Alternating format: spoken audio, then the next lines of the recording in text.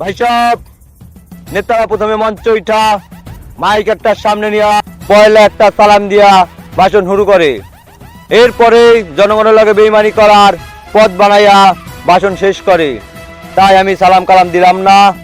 ভাই সব আমি ভাষণ হিগি নাই, ভাষণের সরলঙ্কা লাও পারি না। ভাই সাহেব কোনো সরলঙ্কলা হবে না। মর জ্বালা অঙ্ক করছি নি জিন্দগিতে, কঠিন হলে আমি কি করু? নাম তো সরল, আমারটা বি ওই রকম।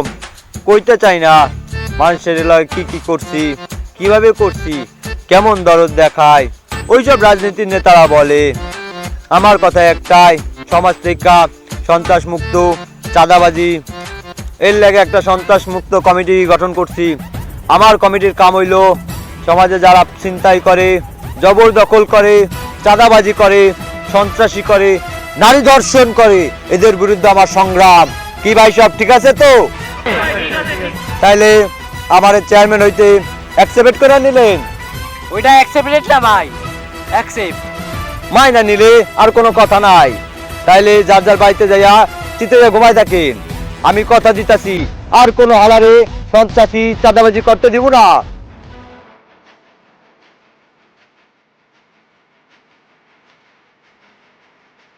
ভাইজান, আপনি তো বললেন চাঁদাবাজি দুর্নীতি সব বন্ধ করে দেবে। আমরা চলবো কিভাবে, খাবো কি? আরে আমি তো বলছি কোনো হালারে দুর্নীতি চাঁদাবাজি করতে দেবো না, কিন্তু আমি যে করবো না সেটা তো কারো বলি নাই। এখন আমরা মেম্বার হইয়া সবকিছু দুর্নীতি মুন্নীতি যা আছে আমরা চালাবো, কিন্তু কোনো এক সালারে এর মধ্যে আনবো না, কোনো কিছু খাইতে দেবো না।